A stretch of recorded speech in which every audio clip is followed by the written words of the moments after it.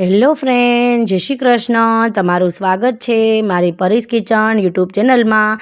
તો આજે આપણે બનાવીશું ફરાળી પેટીસ. શ્રાવણ મહિનો કે કોઈ પણ વ્રત ઉપવાસ તમે રહ્યા હોય તો તમે આ પેટીસને ખાઈ શકો છો. એકદમ ફરાળીથી બનાવેલી છે મેં.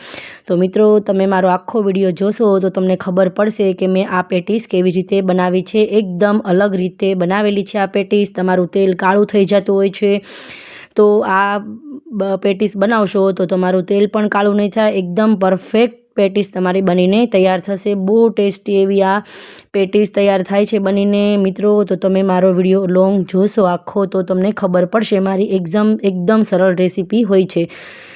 તો મિત્રો, મેં આ 1 કિલો બટેટા આવી રીતે 2 ભાગમાં કટિંગ કરી અને સરસ એવા કાપી નાખ્યા છે.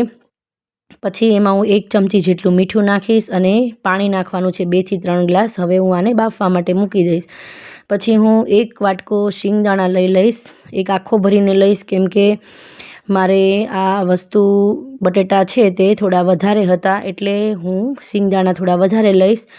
1 આખો વાટકો ભરીને પછી હું આને શેકી નાખીશ. સરસ એવા શેકાઈ જાય પછી આપણે ગેસ બંધ કરી દેવાનો છે. આને એક ડીશમાં લઈ અને ઠંડા કરવા માટે મૂકી દેવાના છે. મિત્રો, આ બહુ ટેસ્ટી એવી ફરાળી પેટીસ બને છે. તમે એક વખત જરૂરથી ટ્રાય કરજો. શિંગદાણા ઠંડા થાય ત્યાં સુધી આપણે બટેટા બફાઈ ગયા છે અને છાલ પણ ઉતારી નાખી છે. હવે હું સરસ મેશ કરી નાખીશ.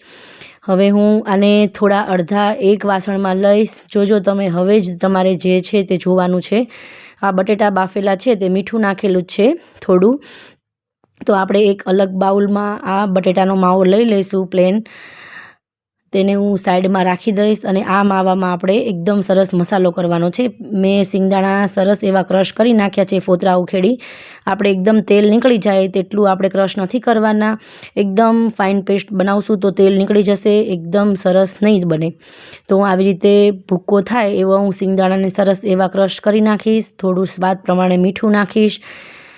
આપણે બાફવામાં મૂક્યા હતા તો આપણે મૂકેલું હતું, મીઠું નાખેલું હતું, તો આમાં ઓછું નાખવાનું છે. હવે હું આમાં કાજુ દ્રાક્ષ નાખી દઈશ. કટકા કરી નાખ્યા છે મેં કાજુ દ્રાક્ષના. 1.5 ચમચી જેટલી હું ખાંડ નાખી દઈશ. કાજુ દ્રાક્ષનો ટેસ્ટ આ પેટીસમાં ખૂબ જ સરસ આવે છે અને 1.5 ચમચી મેં ખાંડ નાખી દીધી છે. અને મરી પાવડર નાખી દઈશ 1 ચમચી જેટલો. મરી પાવડરનો ટેસ્ટ પણ ખૂબ સરસ આવે છે આ પેટીસમાં.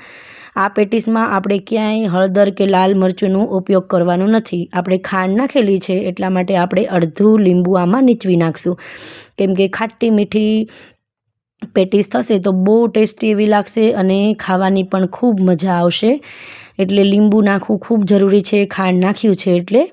અને કાજુ દ્રાક્ષ પણ નાખવા ખૂબ જરૂરી છે. બહુ ટેસ્ટી એવી લાગે છે આ પેટીસ.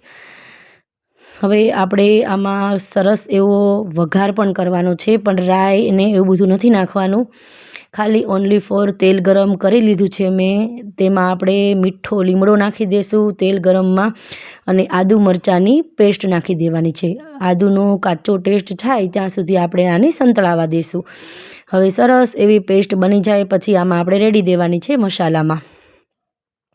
મિત્રો, તમે એક વખત આવી રીતે મસાલો બનાવી અને ટ્રાય કરજો. ખૂબ ટેસ્ટી એવો બને છે. અને હું ધાણા નાખી દઈશ કટિંગ કરીને. તમારે વધારે નાખવા હોય તો તમે નાખી શકો છો, પણ બધી વસ્તુ તમે માપની નાખશો તો ટેસ્ટ સારો આવશે. હવે ધાણા નાખી અને આપણે સરસ એવું મિક્સ કરી દેવાનું છે.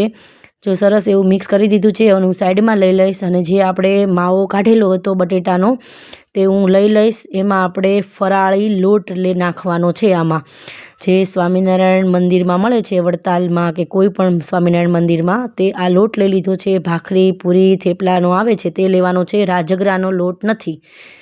એકદમ ઇઝીલી આ લોટ તમને સ્વામિનારાયણ લોટ મળી જાય છે કોઈ પણ કરિયાણાની દુકાનમાં. તો આ લોટ નાખવાનો છે. મેં 1 વાટકો જેટલો, અડધો વાટકો જેટલો નાખેલો છે અને થોડું એવું મીઠું નાખ્યું છે. લોટ નાખ્યો છે એટલે. હવે બટેટા, આ ફરાળી લોટ અને મીઠું એકદમ સરસ રીતે આપણે એને આવી રીતે લોટ બાંધીએ તેવી જ રીતે કરી નાખશું. અને થોડું એવું આપણે આમાં તેલ નાખવાનું છે એટલે આપણા હાથે ચીપકે નહીં એટલા માટે થોડું એવું આપણે તેલ નાખી દઈશું 1 કે 2 ચમચી જેટલું. એટલે સરસ એવું બાઇન્ડિંગ પણ સરસ થઈ જાય અને ચીપકશે પણ નહીં. જો આવું એકદમ સોફ્ટ આ લોટ તૈયાર થઈ ગયો છે બનીને. આપણે હવે માવો લઈ લઈશું અને આ જો લોટ છે, લોટ અને બટેટાનું મિક્સચર.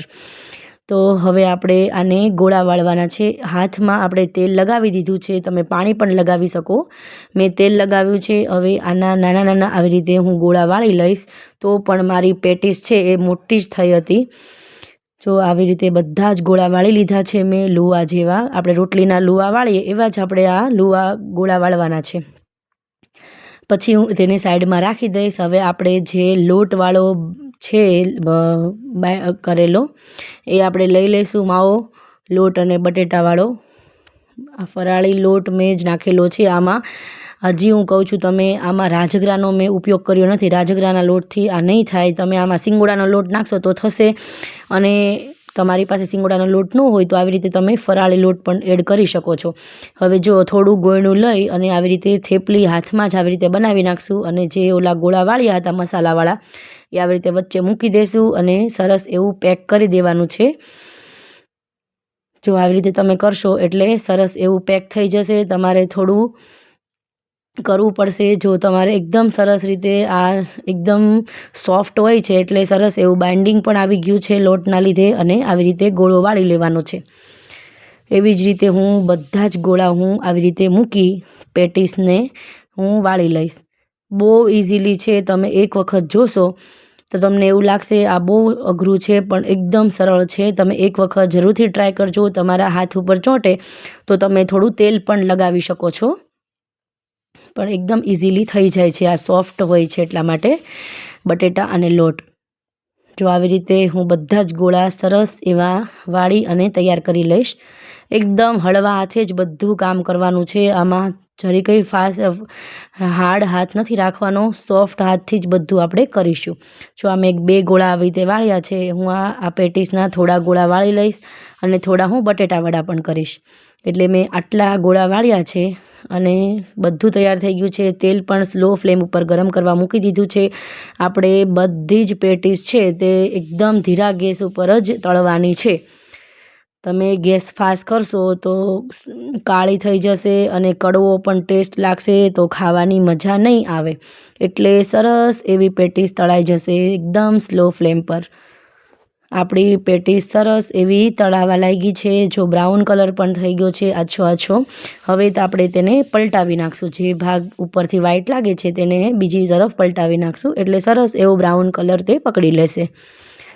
મિત્રો, તમે આ પેટીસ ઘરે એક વખત જરૂરથી બનાવજો. તમારે બહાર કોઈ ફરસાણની દુકાને આ ફરાળ મળતું હોય તો તેમાં બધું જ ભેળસેળ આવે છે. તમે ત્યાં કંઈ જોવા નથી જતા કે એ લોકો કેવી રીતે બનાવે છે આ ફરાળી પેટીસ. બાઇન્ડિંગ માટે એ લોકો ખૂબ વસ્તુનો ઉપયોગ કરે છે અને તમને બનાવીને આપે છે. પણ તમે આ ઘરે બનાવશો બહુ ઇઝીલી બની જશે અને ટેસ્ટમાં બહુ જ સરસ લાગે છે. તમે આ બ્રેડ વડા ખાતા હોય એવું લાગશે આ પેટીસ બનાવશો એટલે. પણ આ ફરાળી લોટથી તમે બનાવશો એટલે તમને બ્રેડ વડા જે બ્રેડથી તમે વડા બનાવો છો, બ્રેડ વડા, બ્રેડ રોલ, એવો ટેસ્ટ આવે છે આ પેટીસનો. જો આપણી 3 પેટીસ મેં આવી રીતે 4 પેટીસ મેં કાઢી લીધી છે અને એવી જ રીતે હું બીજી પેટીસ પણ અંદર નાખી અને સરસ એવી ફ્રાય કરી લઈશ. જો મિત્રો, તમને મારો વિડીયો ગમ્યો હોય તો તમે એકદમ સરસ પ્યારું કોમેન્ટ કરી દેજો કે તમને મારી રેસીપી કેવી લાગી અને તમે ક્યાંથી જોઈ રહ્યા છો એ પણ કમેન્ટ બોક્સમાં જણાવજો. જો આપણી પેટીસ સરસ એવી તૈયાર થઈ ગઈ છે. જો હું તમને આવી રીતે દેખાડું, બહુ ટેસ્ટી એવી લાગે છે. તમે આને ગ્રીન ચટણી કે આમલી ખજૂરની ચટણી સાથે ખાઈ શકો છો અને મસાલાવાળું દહીં જોડે પણ ખાઈ શકો છો. આ પેટીસ છે તે મસાલાવાળા દહીં જોડે તો બહુ જ ટેસ્ટી લાગે છે. તો મિત્રો, આપણી પેટીસ તૈયાર થઈ ગઈ છે. મારો વિડીયો લાઇક કરો, શેર કરો અને સબસ્ક્રાઈબ કરવાનું નહીં ભૂલતા. એક લાઇક અને એક સબસ્ક્રાઈબથી અમને બહુ સારી એવી પ્રેરણા મળે છે મિત્રો. જો આપણી પેટીસ તૈયાર છે. આ વિડીયો બનાવવામાં બહુ જ મહેનત થાય છે. આપણી પેટીસ તૈયાર છે.